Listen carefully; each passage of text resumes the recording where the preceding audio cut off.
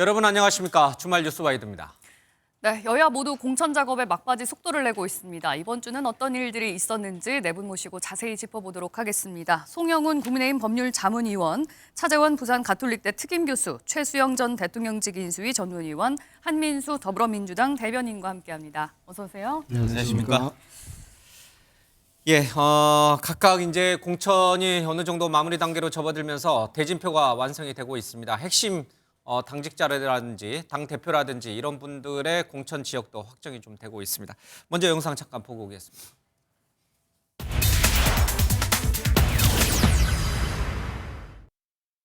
민주당의 일부 의원들이 자기 희생을 하려 하지 않았어. 혁신 공천의 속도가 붙지 않았고 통합보다 분열의 조짐이 일어났습니다.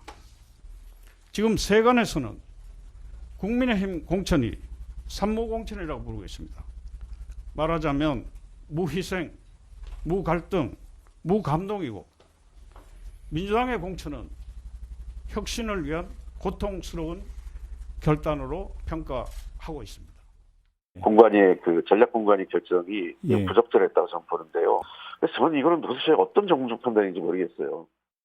왜 이렇게까지 하는지 도무지 납득이 되질 않습니다. 이재명 대표와 최고위원회에 묻고 싶습니다. 정말 이렇게 가면 총선에서 이길 수 있습니까?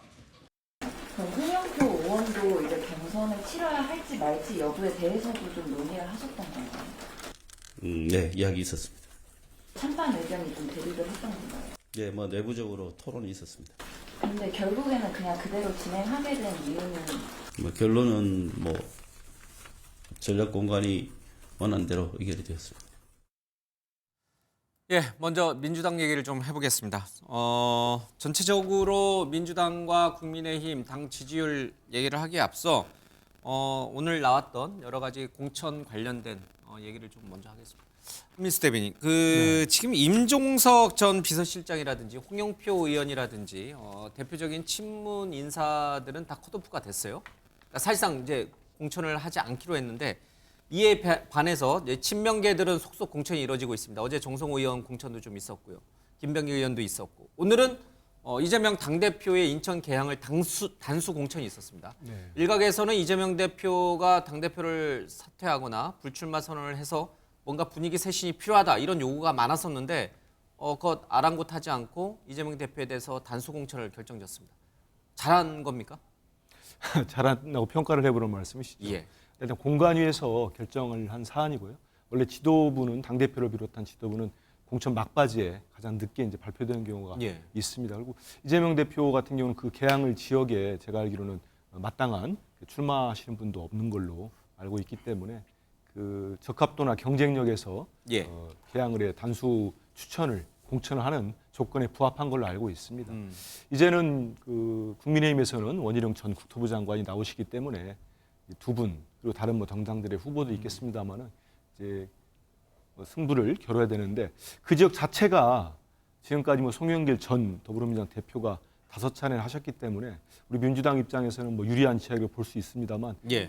이재명 대표 스타일이 뭘 하든지 간에 아주 절박하게 아주 열심히 합니다. 그래서 지역에서도 아주 열심히 뛰어서 다시 한번 개항 주민들의 어떤 지지를 받아내는데 충분한 경쟁력을 가지고 있으면서 더불어민주당이 전체 선거판을 진두지휘하면서 본인 승리도 선거도 승리로 이끌지 않을까 싶습니다. 네. 그러니까 제가 왜 이렇게 사전에 이렇게 네. 소위 말하는 밑밥을 깔았냐면 홍영표, 임종석 같은 밑밥을 깔았냐면은 이 친문 의원들은 컷오프 시키거나 아주 험지로 보내는데 물론 이제 이재명 대표 개인만 놓고 보면 경쟁력이 있죠. 네. 어느 지역에 갖다 놓는다 한들 충분히 경쟁력 있는 민주당이 내세우는 대표적인 후보이긴 한데 전체적으로 친문과 이 친명 간의 이른바 갈등이 표면화된 상황에서 당대표가 불출마해야 된다 또는 사퇴해야 된다는 요구가 거셌는데 아랑곳하지 않고 민주당이 우세한 지역에 단수 공천된 게 이게 과연 다른 분들 이른바 친문계에는 어떻게 비춰질까? 일단은 그 이제 친문, 친명 아니면 비명, 친명으로 나눠서 이제 기사들도 많이 나오고 프레임을 하는데 사실 좀 들여다 보면은 지금 말씀하신 두 분이 친문의 뭐 상징적 인물이거나 핵심 중에 한 분인 걸 예. 이해합니다. 하지만 그 외에 친문 중에도 우리가 대표적으로 고민정 최고위원이랄지 윤건영 의원이랄지 이인영 장관 다들 뭐 단수 공천을 받거나 또 경선에서 다 이긴 분들도 있고 다 받았기 때문에 그거를 그렇게 막 구분을 한다는 건 상당히 저는 합리성이 있다는 생각이 들어요. 왜냐하면 일전에 이제 우리 당을 탈당하신 비명으로 분류되는 분이 그 당시 한 50여 분이 단수 추천을 받았는데 여기는 비명은 딱 한 분 있다 이렇게 했는데 제가 오직하면 그 명단을 보고 세봤습니다. 했더니 뭐 한 분입니까? 절반을 넘더라고요. 그래서 그거를 꼭 이거 비명이기 때문에 떨어졌고 친명이기 때문에 공천에 받았다 이거는 맞지는 않은 것 같습니다. 그리고 네. 저는 이재명 대표의 이제 뭐 우리 김앵커가 가서 물어보는 어떤 불출마 이런 부분은 저는 뭐 사실 반대합니다. 왜냐하면 지금 이제 막 본선 한 달 좀 더 남지 않았습니까? 이런 상황에서 가장 중요한 당 대표가 이 선거를 진두지휘해야 되는데 네. 여기에서 불출마하고 본인이 빠진다? 저는 그건 선거 전략상 맞는가 이런 생각은 오히려 듭니다. 불출마하고 뒤에 있어야 전국적인 선거 지원 유세에 좀 도와주는데 발이 묶이지 않고 더 자유롭지 않을까요? 유세 차원으로 보는 거 하고 네. 당 대표로서 본인의 역할 그리고 또 여기 지역구 의원으로서의 어떤 소명과 책임감 이건 전 충분히 이 대표가 다 수행할 수 있다고 보고 있습니다. 네. 그럼 이제 우리 한 대변인 입장에서 봤을 때 불출마 선언을 한 한동훈 비대위원장은 잘못하고 있는 거예요. 한동훈 위원장의 불출마 선언은 이제 처음에 이제 그 국민의힘에 예. 입당을 할 때 본인이 이제 그 꺼낸 비대위원장을 맡을 때 한 거고요.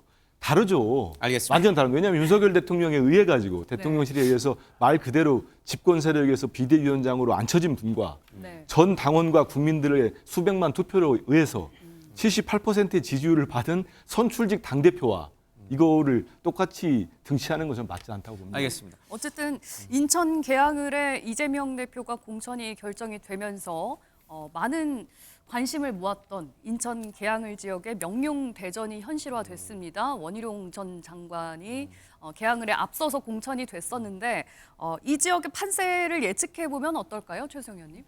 이제 드디어 명룡 대전이 성사됐지 않습니까? 이제 뭐 일각에서는 이재명 대표가 뭐 비례대표로 갈 것이라는 전망이 있었는데 네. 사실상 이제 그 시나리오가 되려면 당 대표직을 그만두고 이제 비례로 옮겨가야 되죠. 네. 그럼에도 불구하고 이제 그런 리스크를 또 감내 안 하려는 또 그런 선택이 있을 수도 있다 얘기했는데 결국은 예. 이제 선택이 됐습니다. 예. 근데 여기에 대해 또 하나의 변수가 이제 자유통일당인가요? 이제 유동규 전 본부장도 이제 여기 가세를 했으니 예. 명령 대전이 양자구도로 치러질 때 쉽겠지만 네. 사실상 삼자구도로 치러지겠죠.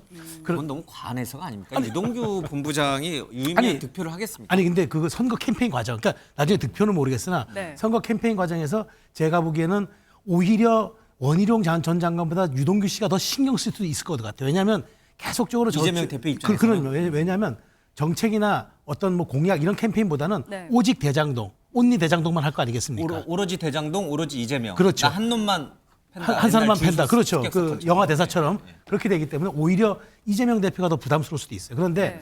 원희룡 장관이 이 틈새를 잘 비집고 간다 그러면은 승산이 있다. 승산이 있을 수도 있다고 보고 바로 인접한 또 계양 갑에는 이재명 대표의 오랜 친구였던 분이 또 공천이 됐어요. 전에 민주통합당에 몸담고 있던 분이 공천이 돼가지고 네. 약간 이재명 대표에 대한 포위 전략을 하는 것 아니냐라는 이제 그런 언론의 네. 분석까지 나오고 있기 때문에 이제 명룡대전은 호사가들의 입을 넘어서 이제 실제로 전투가 벌어질 수밖에 없는 예. 상황이 됐기 때문에 네. 앞으로 인천을 중심으로 한 정말 인천 상륙 작전이 국민의힘에서 성공할 것인지 아니면은 정말 인천 상륙 작전을 막아내고 거기서부터 이른바 이재명 대표의 민주당의 완성이 이루어질는지 정말 건곤일척의 승부라서 네. 정말 이번 총선에서 가장 핫하고 네. 원픽할 수 있는 포인트가 아닐까 싶습니다. 말씀을 들어보면 3자 구도로 치러지기는 합니다만 그게 1대1대1이 아니라 2대1이 될 수도 있다. 공격 대상이 이재명 대표에게 몰리거나 힘들어질 수 있다. 이런 말씀을 해주셨는데 차재원 교수님께서는 어떻게 전망하세요? 예, 뭐 말씀하신 것처럼 사실 뭐 유동규 본부장이라는 또 제3자의 변수가 돌출했잖아요. 네. 그러니까 아무래도 뭐 그 부분 같은 경우는 이재명 대표하고 법정에서도 그 상당한 공방을 벌이고 있기 때문에 사실 어떻게 보면 개인의 좀 감정 있는 것 때문에 사실은 이게 출마한 셈이잖아요. 그렇기 때문에 이재명 대표의 아킬레스건이라는 대장동 비리를 아마 집중적으로 물고 늘어지겠죠. 예. 그렇다고 한다면 이재명 대표 입장에서는 아마 대장동 뭐 일타 강사라는 뭐 원희룡 전 장관과의 또 이 경합에 대해서 유동규 본부장이라는 또 다른 변수 때문에 네. 상당히 힘든 일종의 뭐랄까요? 그러니까 이 지금 총선을 아마 치러야 되지 않을까 하는 생각이 드는데 제가 생각했을 때는 뭐 이재명 대표가 뭐 질 거라고는 저는 보지는 않습니다만 그렇다고 하더라도 이겼을 경우에 과연 그 승리가 얼마만큼 값질 것인가, 소위 말하는 영향권의 상처가 아닐까라는 생각이 든다는 것이죠. 차재원 교수님께서 보시기에도 이재명 대표가 불출마 선언을 하지 않고 그렇게 지역구에 나가는 게 맞다고 보시나요? 저는 사실 뭐 여러 방송에서도 이재명 대표의 개항을 출마에 대해서 좀 회의적인 시각을 계속적으로 이야기를 했었어요. 지난번 지난달인가요? 그러니까 기자간담회 할 때 이재명 대표 그런 이야기를 했죠. 지역구 출마를 이야기하면서 통상적 절차와 기준이라는 이야기를 했거든요. 네. 자, 그렇다고 한다면 지금 현재 민주당의 상황이 통상적인 상황인가요? 그렇지 않잖아요.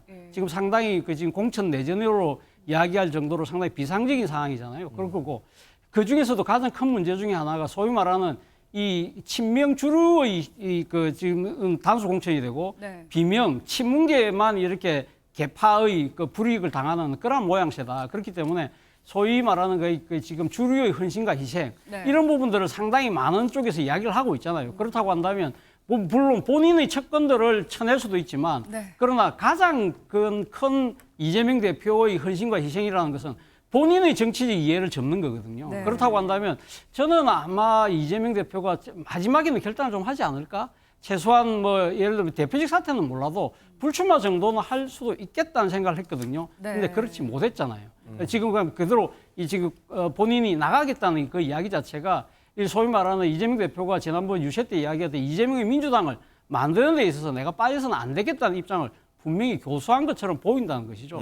이런 부분들이 사실은 지금 그러니까 이 민주당 지지층들은 뭐 이재명 대표 선택을 지지할지 몰라도 네. 문제는 승부의 키를 쥐고 있는 중도 무당층들이 과연 어떠한 이게 바라볼 것인가 부분이 상당히 저는 어떻게 보면 민주당 입장에서는 걱정해야 될 대목이 아닐까 생각이 든다. 알겠습니다. 네. 이거는 근데 양당에 이제 나와 계신 분들의 입장을 좀 떠나서 얼마 전에 이제 한 언론사에서 르포 이제 인천 계양을에 사는 주민들을 상대로 여러 가지 여론을 청취하는 르포 기사를 쓴 적이 있어서 제가 좀 유심히 읽었는데 인천 계양을 주민들은 굉장히 좀 화가 나 있더라고요. 그러니까 이재명 대표, 그러니까 이제 이거는 뭐 어느 당에 치우쳐서 말씀드리는 게 아니라 그 주민들이 얘기가 뭐냐면 이재명 대표는 뭐 곧 감옥에 갈 건데, 그러니까 의원직을 수행을 못 할 텐데 나오는 것도 이해가 안 되고. 원희룡 전 장관은 여기 살던 분도 아닌데 갑자기 느닷없이 어느 날 뚝 떨어졌고, 유동규 전 본부장은 이 사람은 도대체 정체도 모르는 사람인데 왜 여기 와서 싸우느냐. 이게 인천 계양을 주민들의 어떤 분위기다라고 해서 이제 그런 기사가 났던 걸 제가 유심히 본 적이 있습니다. 그러니까 인천 계양을 주민을 위한 국회의원을 뽑는 선거가 아니라 이상하게 변질된 선거라는 거예요. 인천 계양을 주민들 입장에서 보면. 동의하세요? 그러니까 그 시작은 이재명 대표가 아무런 연고도 없는데 지난번 2022년 지방선거 때 같이 실시된 보궐선거에서 본인이 계양을로 날라와서 그렇게 된 거죠. 그 당시에 예를 들면 뭐 안철수 후보 같은 경우에 분당갑에 출마를 하면서 여기가 당신의 정치적 본거지니까 분당에서 대결하자 이러지 않았습니까? 예. 그런데 이재명 대표는 어쨌든 결국에는 송영길 전 대표의 지역구를 물려받아서 계양을에 출마를 했단 말이에요. 예. 당시에 아무런 연고가 없었어요. 지금도 뭐 그렇게 크게 연고가 있다고 보기가 어렵고 그런 상황이다 보니 이제 소위 명령대전 이라는 어떤 자객공천. 그러니까 날라온 이재명 대표를 잡기 위해서 또 날라온 원희룡 장관, 또 날라온 유동규 전 본부장, 이렇게 3자 구도가 된 거다. 뭐 그렇게 된 셈인데 예. 이제 원희룡 전 장관 같은 경우는 그래도 그 지역에 착근하기 위해서 많은 노력을 하고 있죠. 예를 들면 뭐 인천 유나이티드 FC에서 선수 생활을 오래 한 이천수 선수를 후원회장으로 영입을 한다든가 또 예. 최근에 보면은 그 인천에 공장을 두고 있는 모 자동차 업체의 국산 자동차를 구입을 하기도 하지 않았습니까? 예. 그다음에 또 공보물도 사실 원희룡 전 장관 정도 되면은 그 유권자의 10%까지 보낼 수 있는 예비 후보 공보물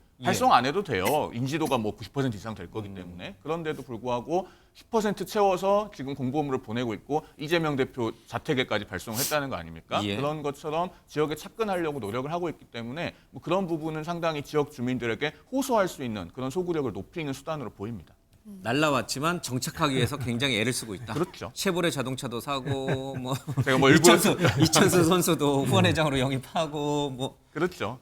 일부러 특정 브랜드는 제가 언급을 안 했지만 한민수 대변인 이 정도 이재명 대표도 이 정도 노력은 해야 되는 거 아닙니까? 그럼 이미 가가지고 2년 동안 노력하고 있지 않습니까? 예. 그 주민들하고 같이 공약 이행도 점검하고 예. 산행도 같이 하고 시장에서 또 중앙에서 여의도에서 중앙 당무가 없을 경우 지방 현장 방문하지 않으면 이재명 대표 그 경무 속에서도 항시 지역에서 유권자들 만나고 있습니다. 그래서 2년 가까이 돼서 이미 개항분들은 아까 우리 김앵커가 어느 분이 그렇게 그 기사에다 얘기했는지 몰라도 그런 험한 분 하는 분이 제가 있는가 싶기도 할 정도로 뭐 세 사람을 다 공히 비판한 거예요. 비판하는데 아무튼 그 호응도가 높다. 그런 것들이 최근에 여론조사를 보면은 그 원희룡 후보보다 이재명 후보가 상당히 앞서는 조사들이 계속 나오고 있지 않습니까? 그건 그 지역 주민들이 물론 좀 비판하는 분도 있겠습니다만은 다수는 이재명 대표가 이재명 개항을의 국회의원으로서 지금 상당한 역할을 하고 있다. 이런 평가를 한다고 저는 받아들입니다. 그리고 유동규 씨 같은 경우도 저는 물론 뭐 이재명 대표에 대한 개인적인 사과는 뭐 인간인지라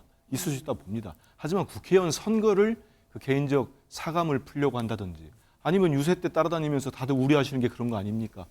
무슨 뭐 대장동만 계속 얘기한다든지 저는 그거는 아닌 것 같아요. 특히 그 정광훈 목사가 이끄는 정당에 들어가 가지고 그렇게 한다면 그 당에는 또 무슨 도움이 되겠습니까? 그래서 국회의원 선거를 너무 좀 뭐 희화시키는 일이 아닌가 싶어서 지금에도 좀 자제됐으면 좋겠습니다. 네. 알겠습니다. 인천 계양을의 주민들이 어떤 선거에서 어떤 판단을 내릴지 좀 보겠습니다. 네. 원래 제일 먼저 해야 될 얘기는 사실은 이제 어제 나온 한국갤럽 여론조사 결과입니다. 이제 민주당의 좀 뼈아픈 얘기인데 갤럽 여론조사를 좀 보면서 이 문제를 좀 풀어가겠습니다. 이제 이재명 대표의 책임론 내지는 또 이제 출마와 관련돼서 여러 가지 얘기들이 나올 수 있을 것 같습니다. 정당 지지도를 보니까 이 한국갤럽 여론조사입니다. 이 국민의힘과 민주당의 지지율 역전차가 벌어진 지는 좀 됐고요. 이제는 좀 제법 크게 벌어졌습니다. 40%대 33%가 좀 벌어졌습니다. 서울에서도 이미 17% 정도 이 격차가 포인트 정도 격차가 좀 벌어졌고 호남에서 민주당의 지지율이 전주보다도 14%포인트 떨어졌습니다. 이게 과연 뭘 상징하고 있는가? 이대로 쭉 간다면 총선은 어떻게 될 것인가? 여러 가지 얘기들이 좀 흘러나오고 있습니다. 누가 먼저 좀 성공을 할까요? 차 교수님. 네. 이 한국갤럽 여론조사만 갖고 우리가 모든 걸 단정적으로 얘기하기는 어렵습니다. 맞습니다. 그렇긴 합니다만은 이제 추세적인 차원에서 예. 뭐 무시할 수 없는 여론조사 결과라. 그렇죠. 40일 앞둔 예. 지금 이 시국에 이런 여론조사 결과는 민주당한테는 굉장히 뼈아플 것 같은데 뼈아플 수 있죠. 그만큼 민주당이 뼈아프게 받아들이고 있는 건가? 아니면 그래도 마이웨이를 계속하는 건가? 어떻게 보세요? 뼈아프게 받아들이는 것 같아 보이지 않는데요. 옆에 지금 물어보세요. 좀. 마이웨이를 하고 이게 있는 뼈아프게 것 같은데 받아들이는지. 사실 지난해 10월달에 그 서울구청장, 그 서울 강서구청장 보궐선거 때 민주당이 제 기억으로 17% 포인트 차로 이겼거든요. 예. 자, 그것이 뭐 이제 수도권 전체 내지는 정당 지지율 전체로 확대할 수는 없습니다만 대체적으로 봤을 때 한 10% 이상으로 민주당이 상당히 앞서가고 있는 것이 아닐까라고 봤는데 지금 아마 여론의 추이 자체가 분명히 역전된 것은 분명해 보여요. 자, 그렇다고 한다면 그 왜 역전이 됐을까? 아마 국민의힘이 소위 말하는 한동훈 효과라는 측면도 분명히 있고요. 이번 공천하는 과정에서 뭐 산무공천이라고 비판도 받긴 합니다만 제가 생각했을 때는 상당히 영리한 공천을 하는 것도 있지만 그거보다도 가장 결정적인 이유는 민주당의 소위 말하는 이 총선을 둘러싼 여러 가지 내분이라는 일종의 자책골이 이러한 결과를 갖고 있는 것이 아닐까라는 생각이 든다는 것이죠. 사실 제가 생각했을 때는 그렇습니다. 이번에 민주당의 공천을 보면서요. 저는 세 가지 의문이 들어요. 첫 번째 이 지금 의문이 뭐냐면 도대체 민주당은 총선을 치르고 있는 거야? 아니면 전당대회를 치르고 있느냐는 생각이 든다는 것이죠. 소위 지금 그 이 민주당의 주류라고 할 수 있는 친명계보다는 이 비명이나 친문계가 줄줄이 지금 낙천되는 그러한 상황을 본다고 한다면 마치 이재명 대표가 당권에 집착하고 있는 것처럼 비친다는 것이죠. 총선 승리를 위해서는 통합으로 가야 되는데 그러한 부분들이 보이지 않는다는 측면 때문에 제가 그런 말씀을 드린 것이고 또 하나는 윤석열 정권 심판이냐 아니면 민주당 입장에서는 그러니까 문재인 정권 심판이냐 이런 나름대로의 전략성의 이 조금 착오를 지금 빚고 있는 것이 아닐까라는 생각이 든다는 것이죠. 공관위원장이 정권 교체에 책임 있는 사람 물러나라는 식으로 이야기를 하면서 이러한 부분들이 민주당 내의 내용으로 완전히 부각돼 버렸잖아요. 그러면서 이 지금 민주당이 앞장서서 이야기했던 윤석열 정권에 대한 심판의 구호가 사라져 버렸어요. 그리고 또 하나 제가 드는 의문은 도대체 운동권 기득권 심판은 누구의 구호냐는 거죠. 그것이 국민의힘의 구호냐. 사실 한동훈 비대위원장이 이야기를 쭉 해왔습니다만 지금 임종석 전 비서실장을 비롯해서 뭐 홍영표 지금 의원 같은 경우는 또 노동계의 대표 뭐 이런 소위 말해서 과거 운동권에 대한 심판을 오히려 민주당에서 그러한 그 캐치프레이즈를 강하게 주장하는 것처럼 보이는 네. 이러한 부분들이 저는 민주당의 이런 이 지금 이 지지율의 역전에 상당한 기여를 하고 있는 것이 아닐까라는 생각이 듭니다. 민주당을 향해서 쓴소리를 세게 해주셨는데 한민수 대변인님 네. 뼈 아프게 들으셨나요? 그럼요. 저 여론조사, 갤럽 조사 보면은 경고등이 켜졌다고 보고 있습니다. 그리고 경고등은 노란불입니까? 빨간불입니까? 경고등이 보통 어떤 색깔입니까? 노란. 제가 봤을 노란색. 때는 노란등을 지나서 이제 황색등을 지나서 빨간색. 빨간불까지 갔다고 봐야 되는 거 아닙니까? 뭐 보기에 따라 다른데 아무튼 경고등이 켜진 건 맞습니다. 그리고 여기에 대해서 겸허하고 존중해야 된다. 이 여론 자체는 여러 가지 좀 이유가 있을 것 같습니다. 근데 차 교수님 말씀하신 대로 우리 국민들이 좀 정당을 바라볼 때는 두 가지가 교차되는 것 같아요. 좀 많이 바뀌어야 된다. 이른바 물갈이나 인적 쇄신이 이루어져야 된다. 이런 여론이 있는 반면에 또 하나는 좀 시끄러운 걸 싫어하십니다. 그런 것들이 되게 두 가지 심리랄지 두 가지 현상이 양립해 있는데 어느 쪽을 보냐에 따라서 결과가 상당히 막연히 달라지는 결과가 있는 것들이 그동안 공천 과정에서 여러 가지 총선에서 여러 번 있었어요. 그러면 민주당은 인적 쇄신만큼은 잘하고 있다라고 보시는 건가요? 제가 뭐 우리 시청자분들 국민들께 잘한다고 자평을 해버리면 또 오만하게 비칠 수 있겠습니다만은 결국은 나중에 4월 10일 날 투표 현장에 가실 때 특히 이제 큰 양당의 네. 공천 과정을 종합적으로 판단하는 전 과정이 있을 거라고 봅니다. 그럴 때 그래도 바뀌려고 황골 탈퇴의 진통이 밖으로 비춰질 때는 정말 시끄럽게 비춰지더라도 저런 진통 끝에 민주당이 좀 바뀌려고 애를 썼구나. 네. 이런 걸 평가하시면 저는 국민들이 다시 한번 지지를 보내주실 거고 그렇지 않으면 저희들이 심판받지 않겠습니다. 그런데 저는 그런 황골 탈퇴의 과정 그리고 국민들 보일 때 새로운 인물 또 어떻게든 바뀌겠다. 네. 예. 이런 것들을 보여드리고 있다고 보고요. 아까 말씀대로 이 야당 공천 과정은 언제나 시끄러웠어요. 예. 국민의힘도 야당일 때는 상당히 시끄러웠습니다. 왜냐하면 여러 가지 이유가 있지 않습니까? 여당은 이제 낙천하신 분이랄지 출마를 못 하시는 분들을 배려할 수 있는 여러 가지가 있잖아요. 공공기관장 그렇죠. 자리를 준다든지. 벌써 뭐 어디 언론 보면 뭐 50개가 비어 있다는 얘기도 있고 하니까 사실인지 모르겠습니다만 그런 것들이 있는데 그런 게 없었고 그리고 지금은 대통령도 뭐 정책 행보라고 계속 이제 뭐 민생 행보라고 하지만 저희들이 볼 때는 거의 뭐 사전 선거 운동에 정말 의혹을 받을 정도로 공약들을 너무 많이 내고 있어요. 그 총 합쳐 보면 어디 기사 보니까 900조가 넘는다는 얘기도 있어요. 소요 비용이. 네. 그리고 또 국민들이 상당히 이게 뭐냐고 해명을 요구했던 김건희 여사는 이제 완전히 사라져 버렸습니다. 네. 그러다 보니까 윤석열 정권 심판 선거가 좀 약해진 거 아니냐 이런 지적들을 하시는데 저는 그렇지 않다고 봅니다. 결국은 먹고 사는 문제, 경제 폭망, 못 살겠다, 민생 파탄 네. 이런 저는 선거 구호나 슬로건들이 최종 투표장 갈 때는 네. 우리 국민들 민심을 좌우할 수 있을 걸로 보이고 있습니다. 네, 최수영 의원님, 네. 총선까지 40일이 남았잖아요. 지금의 격차가 7%포인트 정도 되는데 앞으로 이 격차가 더 벌어질까요? 아니면은 앞으로도 얼마든지 바뀔 가능성도 남아 있을까요? 그러니까 우리가 여론조사를 볼 때 늘 추세를 본다 그런 얘기 하잖아요. 네. 근데 어느 여론조사를 봐도 그 민주당이 위기다 해도 30%대가 거의 유지가 됐는데 이번 갤럽 같은 경우에는 조금 더 내려간 것 같아요. 네. 그러니까 저는 이 하방 경직성이 무너졌다. 그러니까 더 그러니까 민주당을 지지해주던 30%의 중반대가 무너진 거는 네. 그동안에 이제 민주당 그나마 뒷받쳐주던 하방 경직성이 무너졌기 때문에 전 더 떨어질 수 있다고 봐요. 지금 또 네. 눈에 띄는 지역은 호남이거든요. 네, 네. 호남에서 민주당 정당 지지율이 거의 14%포인트나 떨어졌다는 여론조사 결과도 있었어요. 그게 조국 신당 내지는 새로운 미래로 약간 흡입되는 것 같아요. 그런 측면을 놓고 보면 왜냐하면 호남은 민주당이 적통이잖아요. 그런데 예. 우리를 과연 대변해 줄 수 있을까라는 지금 의구심이 든 거예요. 유권자들이. 그래서 매우 심각한 징후고 네. 그 원인을 제가 분석해 보면은 저는 삼무일불이라고 봐요. 이번 민주당의 공천을 보면요. 세 가지가 없어요. 일단 원칙이 없어요. 두 번째가 통합이 없어요. 네. 세 번째가 목표가 없어요. 그러니까 이거 중요한 거죠. 공천이라는 게 그래요. 말씀하신 대로 짧은 시간에 갈등이 최고조로 분출하는 그런 공간이거든요. 예. 그래서 이거는 파열음이 날 수밖에 없고 어쨌든 이건 갈등을 빚을 수밖에 없는데 이거를 관리하는 거예요.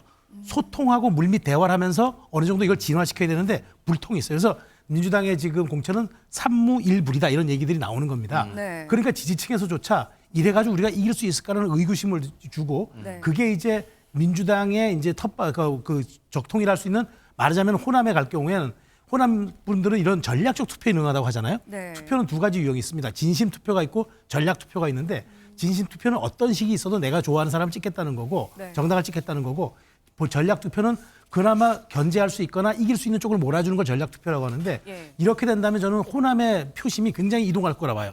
흔들리고 네. 그럴 경우에는 과거 안철수 신당의 국민의당 같은 그런 일이 벌어지지 말란 법도 없는 데다가 이렇게 이재명의 민주당 같은 이른바 사당화의 모습들이 국민들 눈에 굉장히 돌출하게 나타날 경우에는 이거는 제어할 수 없을 정도의 말하자면은 쏠림이 있을 수가 있다. 네. 지금 굉장히 지금 말씀하신 것처럼 빨간불이 들어온 상황이기 때문에 저는 민주당이 이걸 어떻게 극복할 것이냐는 단순히 말로 될 것이 아니라 네. 무언가 지도부의 전략으로 보여줘야 될 때가 왔다고 생각합니다. 제3의 바람이 아직 남아있다라는 말씀이신 것 같은데 차재원 교수님. 예.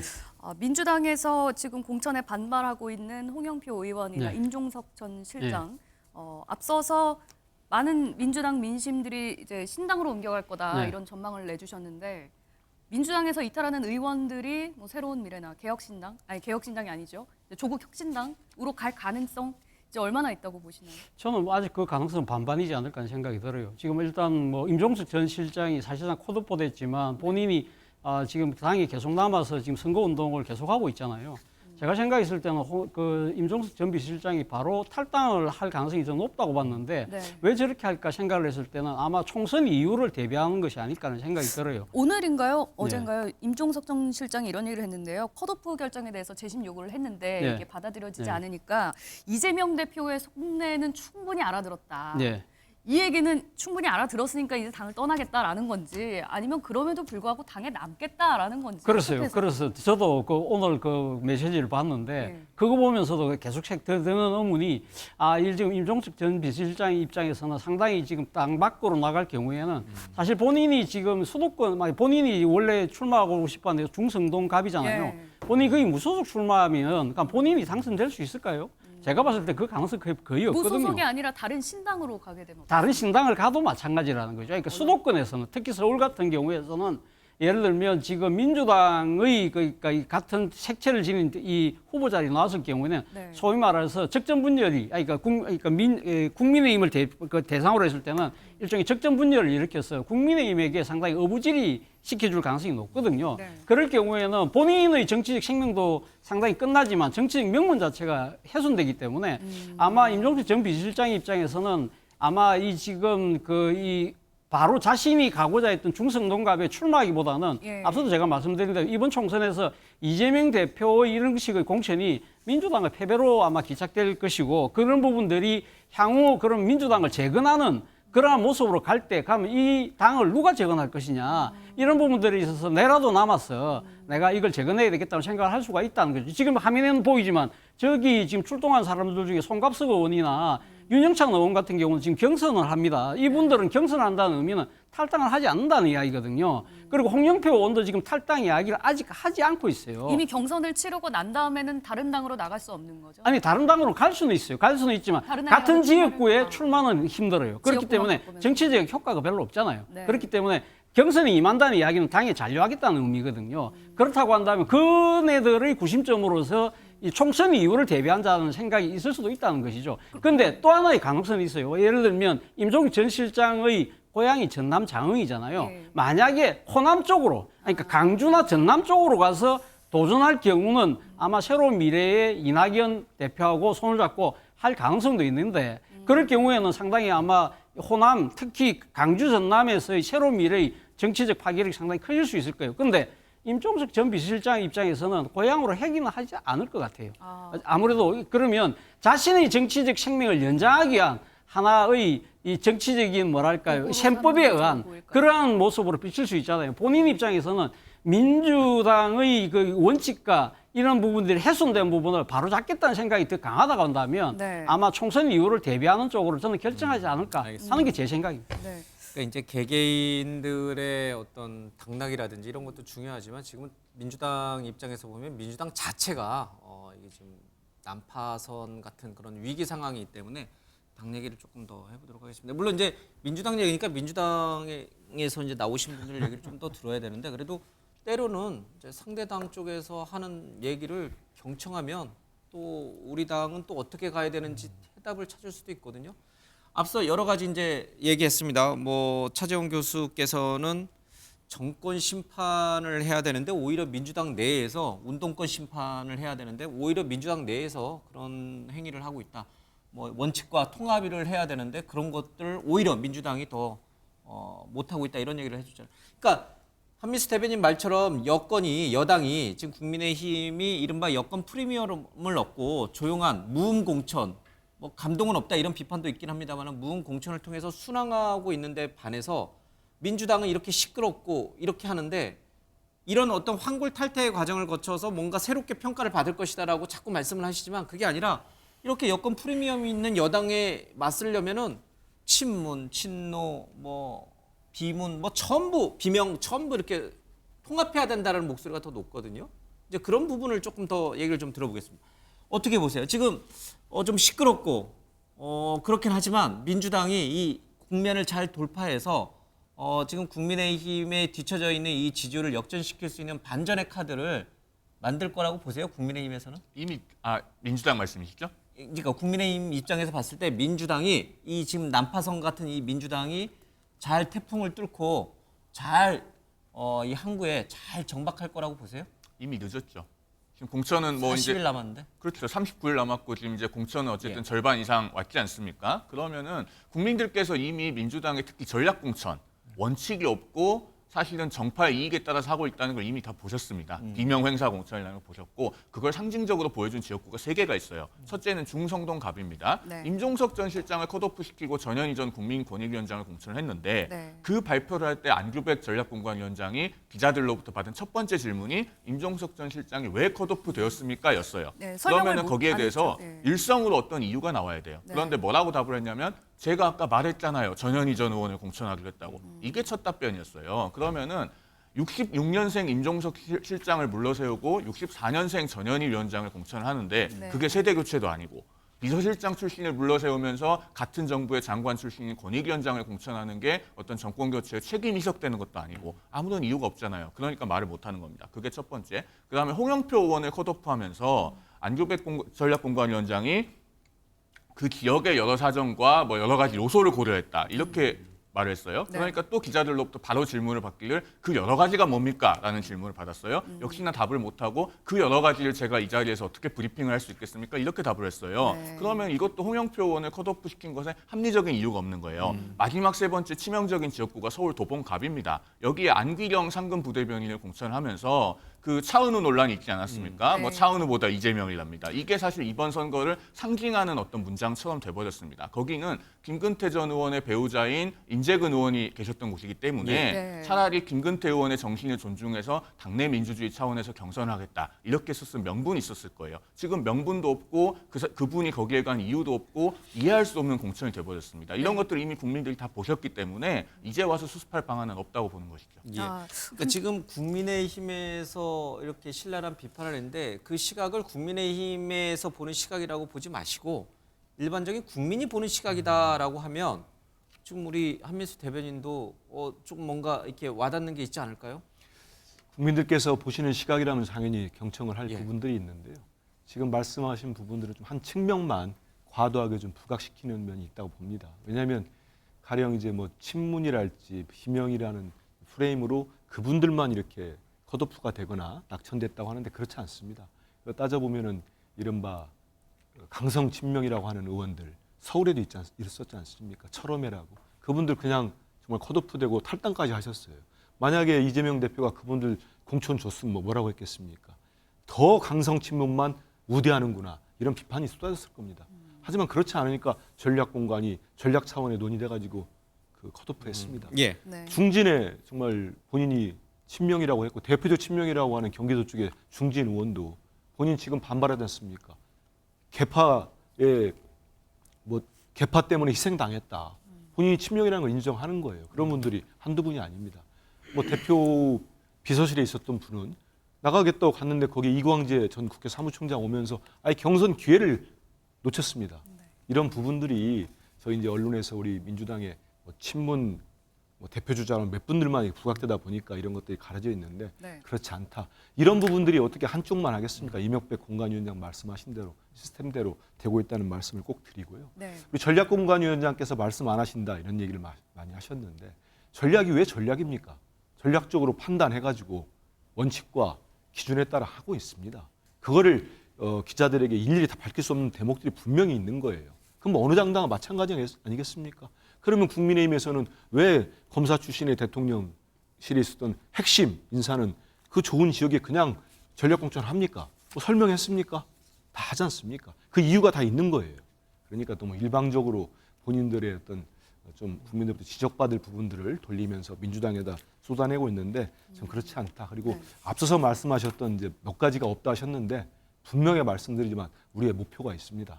총선 승리고 정말 단 한 석이라도 국민의힘보다 더 얻겠다는 우리 민주당 지도부나 대표나 모두 간절하게 갖고 있다는 말씀드리겠습니다. 이재명 대표의 당권 유지가 목표가 아니라 이번 총선 승리가 목표다. 제가 어디 가서 그런 얘기 들으면 뭐 예를 들어서 뭐 임종석 전 실장 저하고도 친분이 있습니다만 지금 뭐 어디 언론이나 일부 평론가들이나 제거시키려고 한다. 당권 올 8월에 있거든요. 오로지 당권만 본다. 당권, 이재명 대표는. 그다음 멀리 보면 또 대권까지 본다. 저는 상당히 합리적이지 않은 말이에요. 왜냐하면 한번 보십시오. 4월 10일 날 총선에서 이재명 대표 다 이재명 대표가 공천했다는 거 아닙니까? 지금 공관위가 저희들 같은 경우는 전략 공관이 있고 일반 공관이 있고 여러 기구들이 다 있잖아요. 네. 여러 차례 스크린을 합니다. 그래서 공천 결과 발표를 하고 있는데 이 결과를 결국은 최종 책임은 당 지도부가 질 수밖에 없습니다. 그리고 대표가 질 수밖에 없어요. 그러면 이렇게 공천 다 끝나고 국민들도 선택을 못 받는다. 그러면 이재명 대표의 정치적 타격이 얼마나 크겠습니까? 총선에 지면 당권, 대권 다 날아간다? 저는 상당히 어려운 상황까지 가기 때문에 그거를 다음 8월에 있을 당권을 위해서 뭐 경쟁자를 자른다는 건 저는 그건 너무 상식적이지 않은 관측 같습니다. 네.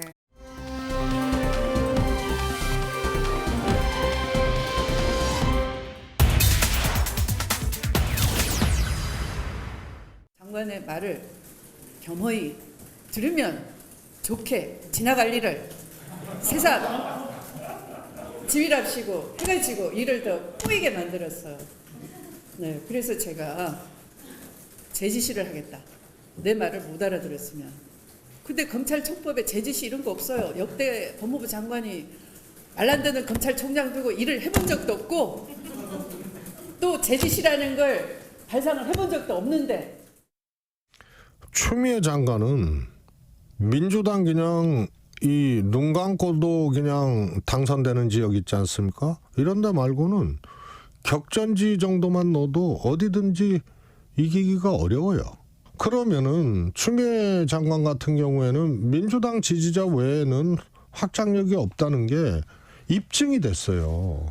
그래서 많이 넣었다고 보도도 나오고 실제로 당에서도 한 거 아닙니까? 민주당에서 동작도 넣어보고 네. 송파도 넣어보고 충성동갑도 넣어봤다는 거 아니에요?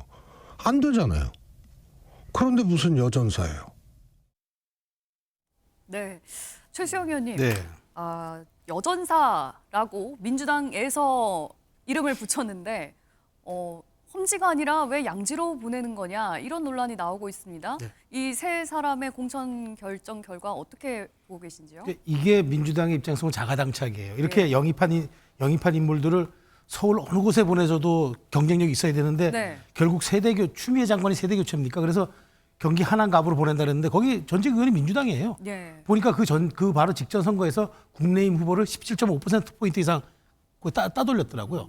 그 민주당 지지세가 강한 데 아닙니까? 네. 근데 거기에다 갖다 놓고 그게 말하자면은 그 정말 추다르크여가지고 어려운 곳에 싸워서 하나를 탈환해오는 그런 모습입니까? 아니잖아요. 이현주 의원도 마찬가지죠.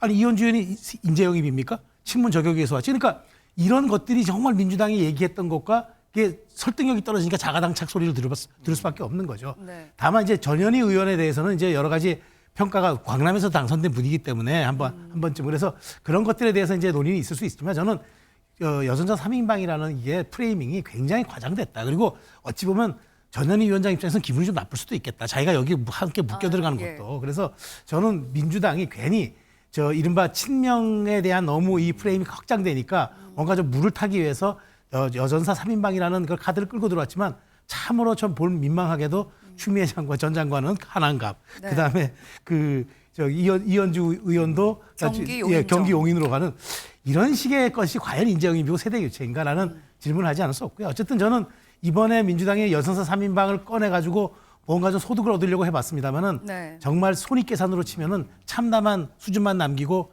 이제 마무리되었다. 그래서 저는 아무런 명분도 실익도 없는 이른바 3인방 논란이었다. 라고 결정짓겠습니다. 네, 뭐 공관위에서는 험지다라고 설명을 하고는 있습니다만 누가 봐도 민주당 의원들이 있었던 곳이기 때문에 상대적으로 쉬운 지역들 아니냐. 왜 여전사라고 해놓고 이렇게 상대적으로 쉬운 지역을 보내느냐. 전략상 또 이게 맞는 것일까, 민주당을 위한 것일까 이런 의문들이 남는 것 같습니다. 예, 뭐 여전사 3인방 뭐 이 이야기가 나온 이유가 사실 이 전략공관위원장이라고 하는 네. 이 지금 안규백. 안규백 의원께서 그 라디오 인터뷰에서 나와서 한 이야기거든요. 네. 사실 그런 측면에서 본다고 하면 과연 전략적 판단을 대체 하고 계시면서 이런 이야기를 하셨는가라는 의문이 들 정도라는 것이죠. 사실 여전사라는 이야기는 아무래도 전투력도 있고 인지도도 상당히 뛰어나기 때문에 어디든 보내더라도 상당한 경쟁력을 담보할 수 있다는 아마 그러한 의미로 이야기를 했을 것 같아요. 네. 그런데 지금 앞서 말씀하신 것처럼 사실은 원래 이 지금 그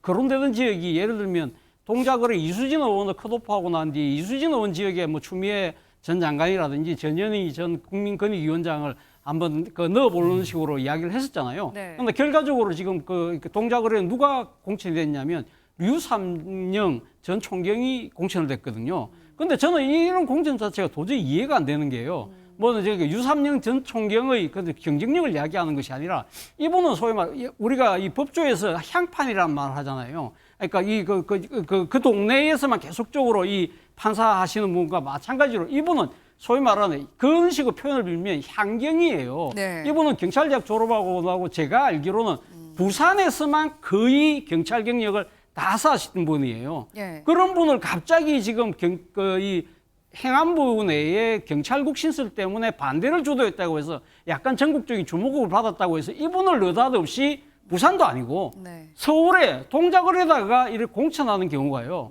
저는 정말 이해가 안 된다는 것이죠. 만약에 진짜 여전사 3인방 중에 한 분이라도 네. 어떤 식으로 설득해서 동작을에 공천을 해서 네. 예를 들면 나경원 전 의원하고 한번 맞짱을 겨루게 하는 그러한 것들이 돼야 되는데 그런 게 전혀 안 되잖아요. 네. 그리고 또 하나는 이현주 전 의원 같은 경우도 소위 말하는 철새 논란이 엄청나게 많은 이 여러 가지 정치적 풍파를 불러일으켰잖아요. 그래서 실제 이번에 용인갑이죠. 용인정이요? 용인정으로 용인정. 이 지금 그 전략 이 경선을 붙이니까 네. 거기에는 지금 예비 후보 중에 한 명이 박승민 전 청와대 행정관이 있는데 네. 그 박승민 전 행정관 같은 경우는 굳이 우리가 따진다면 친문계의 막내 같은 존재인데 네.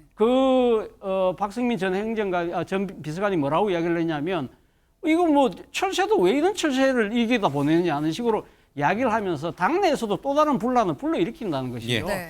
이러한 부분들이 과연 이런 전략적 차원에서 이렇게 진행되고 있는가라는 의문을 계속적으로 불러일으킨다는 겁니다. 네. 설명할 기회를 좀. 오늘 많이 힘드시죠? 아닙니다. 어쩔 수 괜찮은데요. 없어요. 네. 지금 추세가 이렇게. 오늘은 방송이 3대1 구도다. 네. 5대1 같은데요. 5대1입니까? 그런데 좀 말씀을 드리면 전현희 의원 전 국민권익위원장 저는 이분은 정말로 윤석열 정권 들어서도 우리 다 알지 않습니까? 감사원이 패싱도 하고 위법사항을 했더니 공수처 수사까지 받지 않습니까? 네. 그럼 여러 가지 관련돼 가지고 이 전현희 국민권익위원장을 쫓아내려고 전 정권에서 임명됐다고 독립된 임기를 보장 안 하려고 정말 탄압을 했거든요. 네. 저는 이분 정말 여전사 맞다고 봅니다. 저도 개인적으로 잘 아는데 아주 강골이죠, 기질 자체가. 그런데 이분이 지금 중성동갑의 전략 가서 저는 윤희숙 의원하고 전 의원하고 정말 멋진 승부를 펼칠 것 같아요. 치열한 승부가 될 것 같고 네. 용인정의 이현주 전 의원은 여기에 무슨 지금 뭐 말 그대로 단수공천을 주고 그런 게 아닙니다. 예, 삼자 여기에는 공천 박성민 치르게 전 했죠. 비서관도 있지만 예.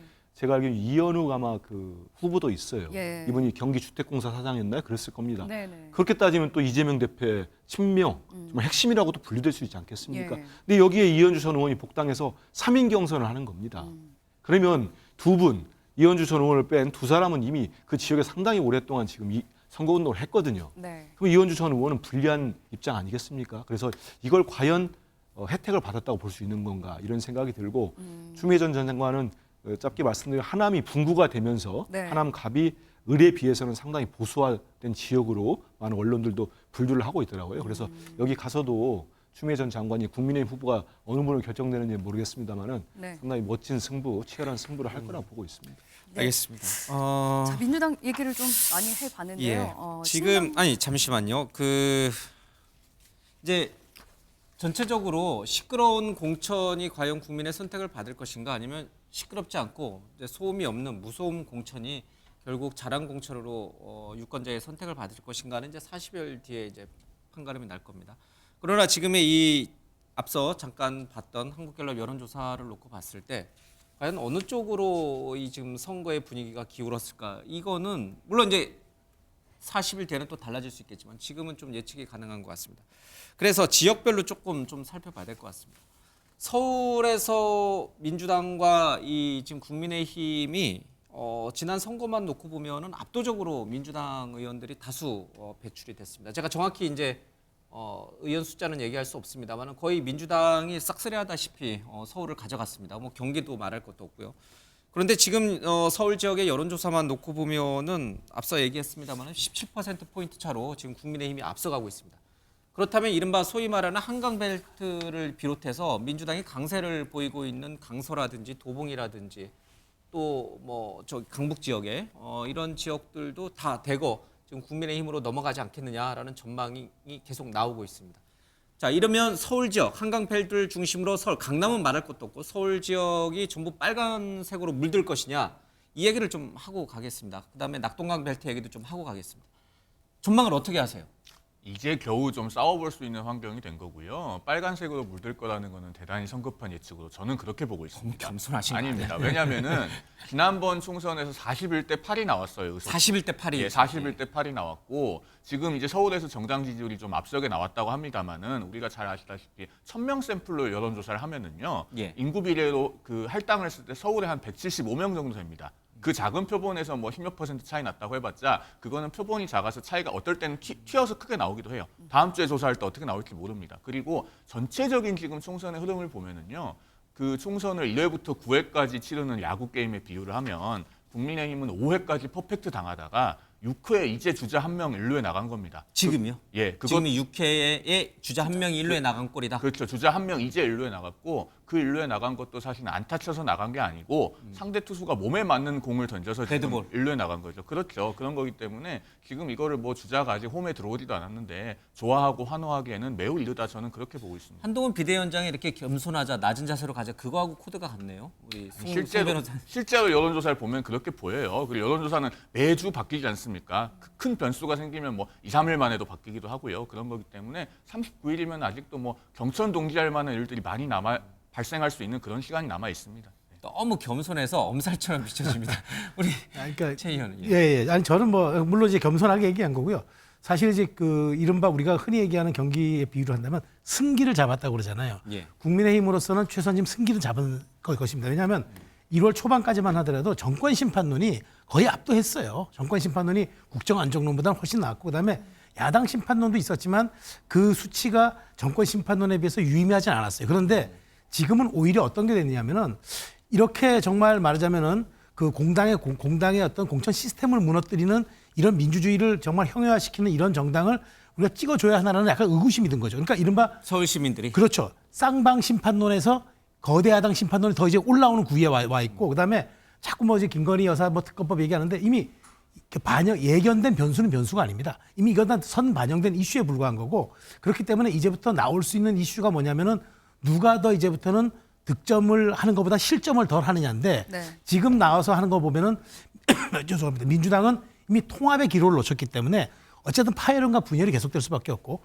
국민의힘은 무슨 뭐 무소음 공천이라고 얘기하지만 그럼에도 불구하고 어쨌든 경쟁력 있는 인사들을 포진시켰기 때문에 네. 최소한 다른데 뭐 인천 경기는 몰라도 수도권 승부만큼은 5대5의 구도에 와 있다고 저는 봐요. 그러면 수도권에서 지난번 그렇게 41대 7인가 참패를 했는데 이게 5대5 구도로 간다 그러면 일당 구조가 바뀔 수 있다는 얘기죠. 설령 경기에서 조금 뒤지더라도 그렇기 때문에 이 서울 지표가 주는 이 굉장한 유의미함은 우리가 분석을 해봐야 될 것 같고 물론 샘플 수가 작다고 하지만 갤럽은 계속적인 일정한 추이를 놓고 보기 때문에 저는 다다음 주 조사든 어쨌든 민주당이 극적으로 반등할 수 있는 동력은 매우 제한적이기 때문에 저는 이 추세가 국민의힘 최소한 승기는 잡은 것은 분명해 보이나 앞으로도 갈 길은 험하다 이렇게 얘기하겠습니다. 원내 일당이 될 수 있는 승기를 확실히 잡은 건 잡았다. 맞습니다. 네. 특히 이제 서울 지역에서도 완전히 역전을 했다. 이제 이렇게 보시는 그렇죠, 거고. 그렇죠. 차 교수님도 좀 듣겠습니다. 저도 뭐 최소영 위원의 그 평가에 동의를 하는 편인데요. 사실 지금 이제 민주당의 입장에서는 상당히 지금 이 추세를 뒤엎기가 좀 쉽지는 않겠다는 생각이 들어요. 물론 한국 정치를 뭐 다이나믹 코리아에 비유해서 상당히 역동성이 있다고는 하지만 상당히 지금 민주당의 입장에서는 이렇게 반전할 수 있는 국면을 만들기가 쉽진 않다는 생각이 드는데, 물론 마지막의 나머지 하나의 그 기회는 있을 수도 있겠다는 생각은 들어요. 어떤 것이냐면 말 그대로 이재명 대표의 정치적 결단인 것이죠. 앞서 제가 말씀드린 대로 예를 들면 뭐 지금 뭐 개항을에 대한 공천을 뭐 일단 확정을 했다고는 합니다만 아직까지 선거가 40일 가까이 남아 있는 상황이기 때문에 만약에 전격적으로 불출마 선언을 하고 예를 들면 내부터 헌신과 희생을 하겠다는 이야기를 하면서 또 아울러서 예를 들면 본인의 최측근이라고 일컬어지는 뭐 한두 명 정도도 같이 내가 이 당내의 여러 가지 분란에 대한 책임을 지고, 그러나 이제까지 한 나와 내 측근 한두 명을 빼고 나머지는 국민들께서 받아들여 주십시오 라고 그런 식의 정치의 결단을 한다면 또 다른 하나의 국면을 맞을 수 있겠습니다만, 그러한 과연 결단을 할 수 있을까? 그리고 지금 또 그러한 결단을 할 수 있는 골든타임도 이제는 얼마 남지 않았다라는 생각이 듭니다. 마지막으로 우리 한민수 대변인, 그러니까 이 희망 말고 나 이제 열심히 할 테니까 찍어주십시오 이런 희망 호소 말고 냉정하게 지금 이 한국갤럽 여론조사에 나와 있는 이 서울 표심, 이 민심을 정말 냉정하게 받아들이는지 아니면 이건 정말 잘못된 여론조사라고 보시는지. 아니, 그렇지 않습니다. 어떻게 잘못된 여론조사라고 하겠습니까? 또 갤럽 조사이기 때문에 그렇게 보지는 않고요. 언제쯤 이쯤 3대1 구도가 바뀔지 모르겠습니다. 근데 제가 아까도 말씀드렸습니다만은 이게 이제 저희 언론에도 그렇고 많은 국민들 보실 때 이 공천 과정에서는 가장 큰 요인은 그거라고 봅니다. 공천 과정에서 정말로 이게 크게 불거졌다고 할까요? 이런 잡음들, 갈등들이 비춰지면서 특히 수도권에 계시고 서울 시민들의 눈에 비칠 때는 시끄럽다고 보신 거죠. 당이 분열돼 있구나. 왜 이렇게 그렇게 하지? 공천을 그냥 하면 되는 거 아니야? 이렇게 보시는 분들이 많다고 봐요. 하지만 이런 과정에서의 어떤 뭐라고 할까요? 막 짙은 표현이 다 가라앉고 실체가 드러날 거라고 저는 봅니다. 39일이나 남았는데 지금 다 승기 잡고 끝났으면은 우리가 뭘 캠페인을 합니까? 손 들어야죠. 전 그렇다고 보지 않습니다. 여전히 39일이 있고 여러 가지 저는 39일이면 한국 정치에서 정말 많은 변수들이 나올 거라고 봅니다. 아직도 여러 가지 뭐 막말도 조심해야 될 거고 여러 캠페인의 전술 전략의 실책이랄지 실책을 바라는 건 아닙니다. 뭐 더 잘해서 우리가 득점을 따야 되겠죠. 근데 공천 과정이 국민들 눈에 정말 이게 민주당 인적 쇄신이냐 아니면 말 그대로 정말 이건 다른 상대방을 쳐내기 위한 분열로 비춰질 것인가는 머지않은 4월 10일 날 결정될 거로 보는데, 제가 감히 단언컨대는 우리 국민들, 서울 시민들도 결국은 민주당이 바뀌려고 하는 어떤 생존의 몸부림이었구나. 표를 주자. 이런 마음을 주실 거라고 봅니다.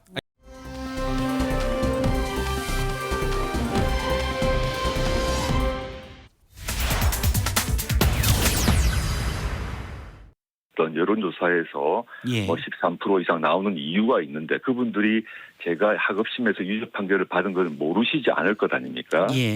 모르시지 않으면서도 조국 신당에 대한 지지를 표하시는 이유는 있겠죠. 민주당은 민생을, 조국 신당은 검찰개혁에 집중하면 서로 상보적 효과를 낳을 수 있지 않겠느냐. 이런. 지금 그 민주당의 공천 파동이 커지면서 가장 수혜를 입고 있는 게 조국 신당이거든요. 그래서 저는 조국 신당이 이대로 가면 그 비례대표 한 15% 정도 투표한다고 생각해요. 15%? 네, 15%면 우리가 50% 연동이잖아요. 준연동이니까. 그럼 47석에 15%면 대략 한 7석 돼요. 7석. 네, 조국 혁신당이 복수의 여론조사에서 눈에 띄는 기록을 나타냈습니다. 비례정당 지지율이 16%까지 나왔어요. 이 기세는 지금 어떻게 해석하고 계십니까? 저는 철저히 이거는 현재 민주당의 실수에 대한 반사이익이라고 봐요.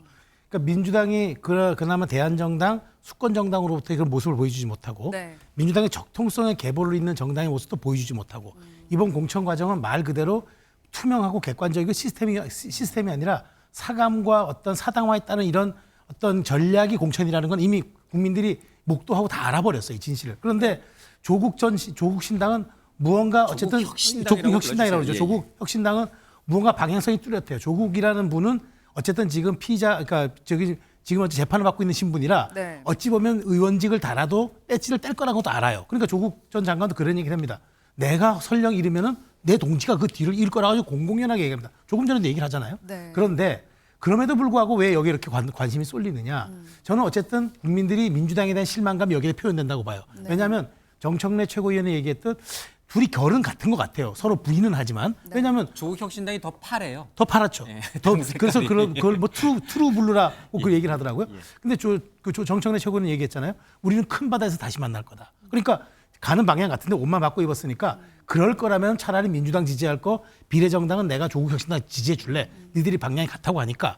그런데 저는 여기서 또 유의미하게 보는 게 호남의 지지율이에요. 호남의 지지율이 많이 빠지는 건 뭐냐면 이 호남이 흔들리면요. 이게 수도권으로 여파가 와닿는 건 금방입니다. 네. 그러면은 저는 지금 민주당의 위기는 정체성은 조국한테 지금 흔들리고 있고 그다음에 광범위한 외연의 확장은 호남에서부터 흔들리고 있고 네. 이게 그러면 수도권의 여파가 닿을 때는 이미 전쟁은 끝나 있었다고 봐야 돼요.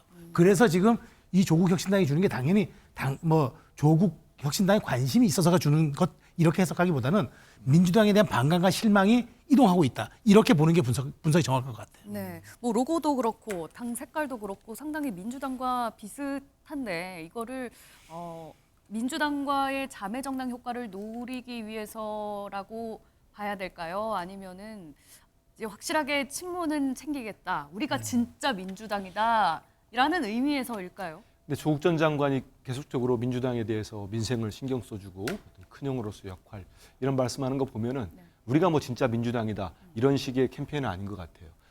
우리가 지금 민주당이라고 하는 데는 따로 있잖아요. 새로운 미래라고 그쪽 새로운 미래 맞죠? 예, 정당 지지율이 많이 나오고 있지 않습니까? 관심 좀 가져주세요. 이낙연 전 맞습니다. 이낙연 전 대표가 하는 네. 신당인데 조국 혁신당도 제3지대죠. 제3정당인데 지금 개혁신당이랄지 이준석 대표 그리고 새로운 미래랄지 거의 지금 국민들로부터 많은 지지를 못 받는 것 같아요.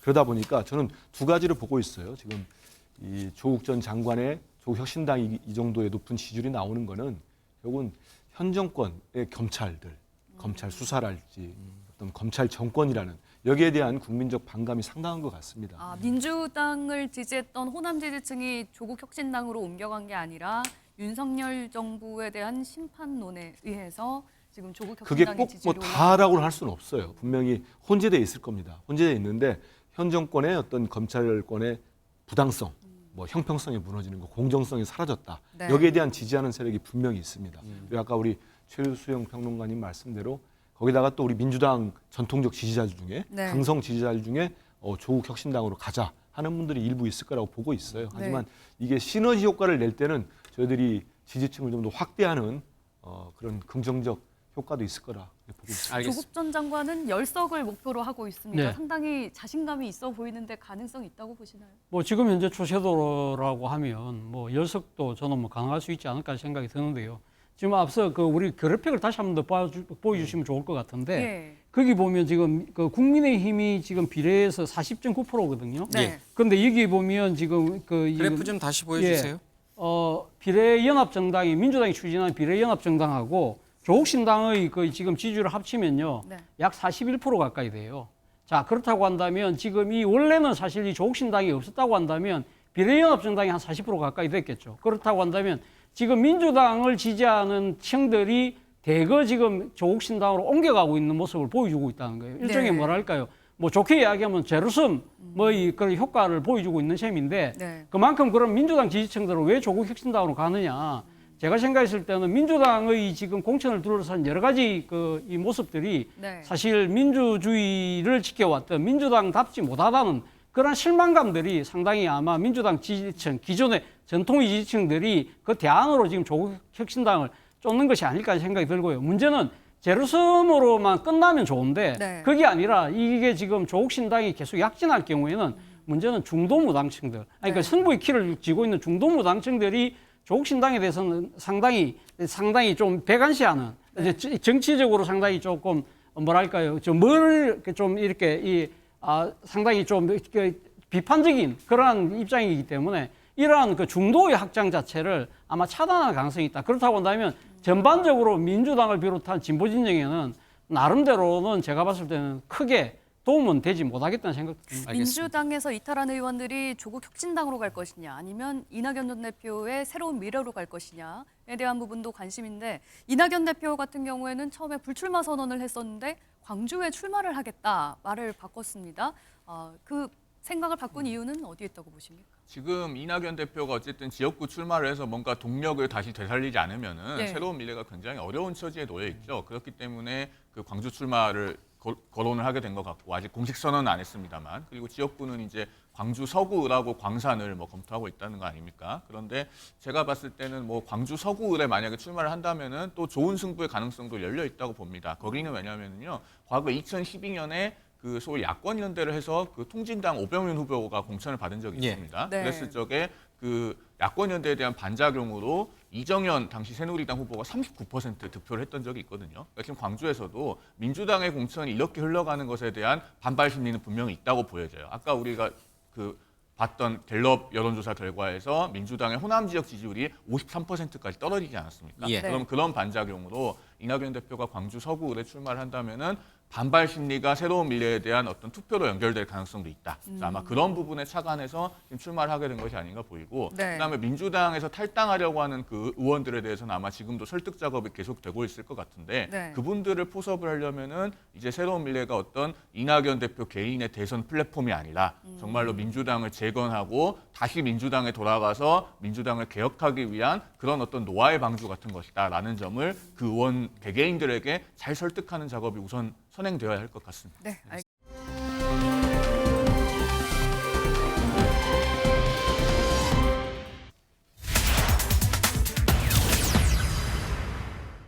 저는 이제 민주당을 떠나려고 합니다. 저는 친명도 아니고 반명도 아닙니다. 하지만 그런 저를 반명으로 낙인 찍었고 이번 공천에서 떨어뜨리기 위한 명분으로 평가 점수가 만들어졌다고 판단합니다. 지금의 민주당은 이재명 대표 사당으로 전락했습니다. 법무부 장관을 할 때 안민석 의원이 황당한 소리 할 때 국회 부의장으로서 사회를 보신 적이 있거든요. 대단히 품격 있게 제지하시더라고요.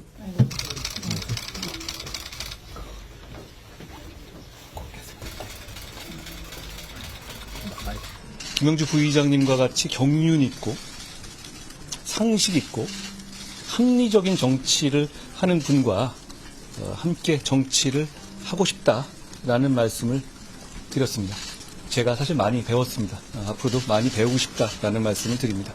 제가 조금 더 고민을 해서 너무 늦지 않은 시간에 제가 답을 드리는 걸로 이렇게 오늘 얘기를 했습니다. 이어서 대전 서구갑입니다. 3차 경선 결과를 국민을 위한 승리를 위해서 헌신해달라라는 요청을 드렸습니다. 박민식 장관은 애국심이 있는 분이고 사명감이 있는 분입니다. 국민을 위해서 필요하다면 어떤 역할도 마다하지 않겠다라는 말씀을 저에게 해주셨습니다. 네, 최수영 의원님. 네. 비슷한 장면이 네. 언뜻 오버랩되는 것 같습니다. 네. 지난번에도 민주당에서 탈당한 이상민 의원과 그렇죠. 먹었던 식사 장소에서 네. 같은 곳에서 한동훈 비대위원장이 김영주 국회 부의장을 네. 또 만났습니다.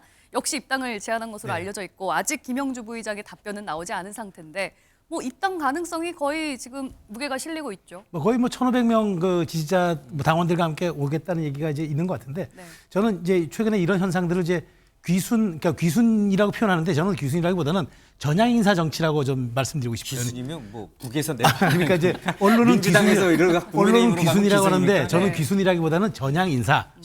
왜냐하면 지난번에 이제 지금 남양주에 출마한 그 남양주 시장 출신의 그 조광한 시장 전 시장, 그다음에 이상민 의원, 그다음에 이제 그 김영주 그 국회 부의장까지 저는 이제 이렇게 중진 역할 있는 분들이 국민의힘에 올 때는 저분들이 올 때는 정말 민주당의 패권 정당에 실망해서 이렇게 온 분들 아니겠습니까? 근데 이분들을 지역에 바로 투입해가지고 거기에서 활용해서 다시 한번 그 자리를 가져올 수 있다면 수도권 전략이라든가 중원 전략이 전 나쁘지 않다고 보기 때문에 한동훈 위원장이 지금 그 같은 메시지를 주기 위해서 이른바 TPO도 장소 상황 이런 것도 다 설정한 것 같아요. 근데 저는 이제 김영주 부의장이 저는 온다고 생각하는데 바로 사실 민주당이 탈당하자마자 거기다 최현일 전 구청장을 꽂았잖아요. 사실 등에다 비수 꽂는 그런 모습이어서 저는 김영주 부의장도 뭔가 이건 호승심과 그런 말하자면 한번 해보겠다는 투쟁적 의지가 있을 것 같아요. 그래서 영등포 이번에 을도 굉장히 주목되는 영등포 갑도 굉장히 알겠습니다. 주목되는 지역이 될 것 같습니다. 한민수 대변인님, 이상민 의원에 이어서 이번에도 민주당의 중진 의원이 국민의힘으로 간다. 이거는 아직 결정은 안 됐습니다만 민주당이 뭔가 잘못 돌아가고 있기 때문에 이런 식의 이동들이 있다고 보시나요? 아니면은 민주당의 공천 작업 때문이라고 보시나요? 결국 그 공천 결과를 받아들이지 저는 이제 이상민 의원 때도 말씀을 드렸던 것 같은데 우리 김영주 의원이 만약에 국민의힘에 가서 공천을 받으신다면 저 개인적으로 볼 때는 저는 저런 식의 정치는 안 하겠습니다. 왜냐하면 좋아 보이지 않죠. 국민들처럼 뭐 그렇게 좋게 생각하지 않을 것 같습니다. 최현일 전 구청장 같은 영등포 구청장은 이미 영등포 밥에서 제가 알기로는 출마 선언도 하고 예비로 뛰고 있던 분입니다. 하고 있는 상태 경쟁자였어요. 그러니까 이분이 탈당하니까 공천이 된 것 같습니다. 그렇고 김영주, 이상민 의원도 그 지역에서 대전에서 5선을 하셨지 않습니까? 한 번만 이제 보수 정당이었고 나머지 4번은 이제 민주당이었고 김영주 의원도 비례대표를 포함해서 이제 모두 민주당으로 4번의 국회의원 하셨어요. 그러면 민주당 의원들과 아니 민주당 지지자들과 민주당 당원들이 이분을 국회의원을 만들었고 이분이 정치 활동을 하게 해준 거 아니겠습니까? 이 평가 문제랄지 또 이상민 의원은 이제 비명이라고 할까요? 여러 가지 당 지도부나 당과 다른 얘기를 많이 목소리를 내다가 나가신 건데 그러고 지금 가서 국민의힘 입당해서 바로 또 출마하신다. 그러면 많은 그분을 국회의원을 만들어주고 그분을 지지했고 그분의 정책을 옹호했던 많은 국민들과 당원들은 어떤 마음을 갖겠습니까? 잘했다 이런 평가를 하겠습니까? 아니면 좀 정치적 다시 한번 출마하기 위해서 옮겼다는 평가를 하지 않겠습니까? 그래서 한동훈 장관도 좀 앞에 화면 보니까 좀 멋있는 말을 준비하지 본인 그 대정부 질문 때 안민석 의원 때 좀 편들어줬다고 그 얘기하는 거 보니까 말씀을 김영주 국회 부의장이 좀 준비해서 나왔으면 좋았겠다 이런 생각이 듭니다. 알겠습니다. 이게 참 원래 총선 선거를 앞두고는 이제 보통 저희가 이제 이런 방송 TV 토론이나 아니면 이런 이제 시사 프로그램을 진행할 때는 그래도 여당을 먼저 얘기하고 야당은 이제 뒤에 얘기하는 게 많은데 지금 지난주도 그렇고 이번 주도 그렇고 야당 얘기를 거의 굉장히 긴 시간 동안 먼저 하는 것 같습니다. 여당 얘기를 민주당이 1번이니까. 그만큼 이제 야당 얘기가 굉장히 시끄럽다는 뜻이겠죠. 근데 이제 어쨌든 여당 내부 얘기도 좀 해봐야 될 것 같아요. 이제 한민수 대변인에게도 반격의 기회를 좀 줘야죠. 지금 앞서 갤럽 여론조사를 봤는데 국민의힘 정당 지지율이 지금 40%를 넘었고요.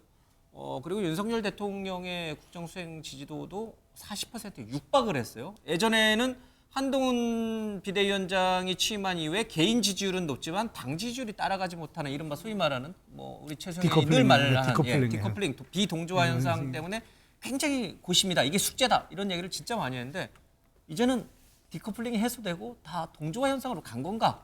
정말 국민의 힘이 진짜 잘하고 있는 건가? 어떻게 보세요? 아까도 제가 말씀드렸지만 몸에 맞는 공 얘기하지 않았습니까? 그러니까 잘해서 뭐 안타를 텍사스 히트를 쳤다기보다는 야구로 치면 어쨌든 데드볼 하나 맞은 거예요. 그러니까 좋아하기엔 이르고 다만 추세적으로 그런 건 있어요. 데드볼 맞았는데 40%까지 치솟습니까? 그러니까 제가 한 달 전에 이제 그 이 방송에서 말씀드렸었는데 그 당 대표의 직무 수행에 대해서 긍정률이 높으면 그것은 그 정당의 호감도가 되고 시간이 지나면서 지지도로 연결된다고 선행 지표 얘기 그렇습니다. 경기 선행 지수 말씀을 드렸는데 정확히 한 달 만에 지금 저런 현상이 나타났습니다. 그래서 이거 자체는 긍정적인 신호로 보는데 그러나 선거는 역시나 뚜껑을 열어봐야 되는 거 아니겠습니까? 그렇게 보이고 아직 지금 국민의힘도 뭐 강남권 공천이나 이런 부분들은 좀 남아 있으니까요. 뭐 더 겸손한 마음으로 해야죠. 그러니까 당 대표의 지지율이 높으면 당 지지율은 이제 나중에 후행 지수로서 이제 따라오게 돼 있다.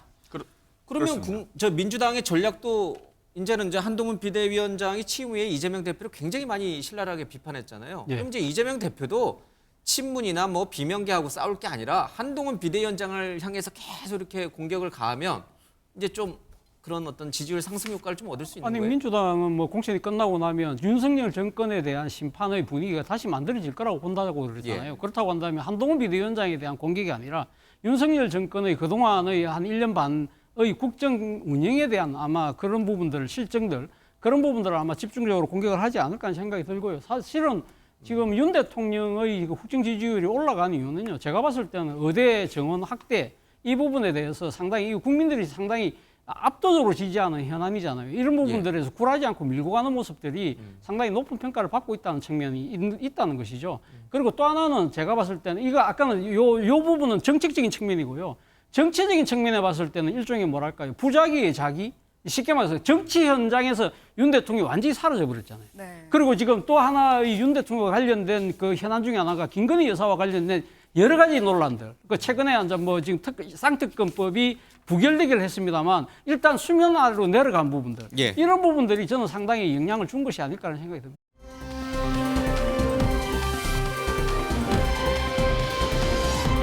이준석 개혁신당 대표가 오늘 이제 지역구 출마를 확정 지었는데 이 얘기도 좀 하고 가야 될 것 같습니다. 네. 지금 용인 쪽인데 용인의 뭐 양양자 지금 원내대표를 비롯해서 이렇게 지금 이제 이른바 반도체 벨트를 형성한 것 같아요. 이현욱 의원까지 해서 그 용인을 이제 그러면 개혁신당이 쓸어가자 이런 전략인 것 같은데 효과는 어느 정도 보세요? 효과는 좀 미지수로 봅니다. 일단은 오늘 저기 이준석 대표가 화성을에 지금 출마를 하겠다고 밝히지 않았습니까? 그 화성을이 이제 원래는 이원욱 의원의 지역구였는데 2월 29일에 선거구 획정이 되면서 화성을과 화성정으로 분구가 됐습니다. 그리고 아시다시피 이제 이 기존의 화성을은 그 동탄 신도시에서 그 동탄 3동만 빼고 나머지 전 지역이 화성을이에요. 그래서 그 인구가 굉장히 젊은 지역, 평균 연령이 젊은 지역인데 이게 분구가 되면서 기존 인구의 60%는 화성정으로 빠지고 화성을에 남아있는 게 한 40%입니다. 그러니까 아마 이준석 대표는 그런 점에 착안을 해서 그 평균 연령이 낮은 곳이기 때문에 어떤 개혁신당의 젊은 바람을 일으키겠다 이렇게 의도를 한 것 같은데 일단은 기존의 본인 지역구가 노원병이잖아요. 노원병이 물론 이번에 노원구 선거구가 하나 줄어서 합구가 되긴 했습니다만 그게 지도상에서 사라지는 게 아니기 때문에 본인이 왜 노원병을 버리고 화성을에 가는가에 대한 분명한 명분이 있어야 돼요. 근데 본인의 어떤 지역구를 출마할 수 없을 만한 이유가 있어야 되는데 그런 건 없거든요. 오로지 선거공학적인 출마인 거예요. 그런 점에서 생각보다 그렇게 반향을 많이 얻을 수 있을지. 그리고 여기에 지금 그 민주당 후보가 지금 공천이 돼 있지 않습니까? 공영훈 전 현대자동차 사장. 그러니까 민주당에서도 사실은 어떤 그 지역구의 특성을 감안한 공천을 한 거예요. 근데 개혁신당도 지금 현역 의원이 전부 민주당 출신이기 때문에 사실상 범야권입니다. 그러면 야권끼리 충돌하는 그런 상황이기 때문에 이준석 대표에게 얼마나 이 지역에서 지지가 몰릴지는 사실 좀 지켜봐야 될 것 같습니다. 민주당은 어떻게 보세요? 저기 이준석 대표요? 아마 지금 좀 앞서 나왔지만 젊은 층이 저도 한번 가보니까 젊은 층이 확실히 많더라고요. 100만 이제 화성시가 넘어가서 그 때문에 분구가 하나 된 건데 이준석 대표는 제가 볼 때는 그 김종인 위원장이 공관위원장 올 때 이분이 대구? 왔기 때문에 결국은 대구 얘기도 하지만 이준석 대표를 국회에 꼭 입성시키기 위해서는 비례도 여전히 살아있는 카드다. 전 그런 생각을 했거든요. 근데 오늘은 이제 뭐 출마 입장을 밝힌 거죠. 선언을 바로 하진 않았습니다만 거기 여러 가지 전략적 판단한 것 같은데 거기는 또 이원욱 의원이 화성정으로 가면은 개혁신당 입장에서는 좀 붐업을 시킬 수 있는 여러 현역 의원도 있고 또 양양자 의원은 용인 갑인가요? 있기 때문에 스크럼을 짜겠다는 건데 그러면 이제 우리 민주당은 이미 이제 후보들 착착 선정이 되고 있고 국민의힘에서 저는 관심이 그러면 화성을에 어떤 후보를 낼 건지 아직 결정이 안 됐거든요. 좀 맞춤형으로 내지 않을까 이런 생각이 좀 듭니다. 갑자기 이 지역이 이제 화성, 이 이른바 용인 화성 반도체 벨트 지역이 아주 그냥 핫한 그렇죠. 격전지로 이제 부각이 되는 거네요. 그러니까 서부 벨트에 말하자면은 정말 핫한 핫플레이스가 되는 거겠죠. 그런 측면에서 오히려 수도권, 그러니까 말하자면은 그 수원 벨트와 그쪽 화성 벨트가 이번에 남부 축의 가장 큰 관심 접전 지역이 되지 않을까. 저는 저도 그렇게 분석합니다. 그러나 전체적인 뭐 대세에 크게 영향을 주지는 않는다. 근데 그래도 이준석 대표가 젊은 층의 소구력이 있는 것 같아서 지켜볼 만합니다. 네, 앞자리가 이제 선거까지 3자로 이제 바뀌었는데 시간이 많이 남은 건지 이제 얼마 안 남은 건지는 좀 지켜봐야겠습니다. 뉴스와이드 여기서 마치겠습니다. 시청해주신 여러분 고맙습니다.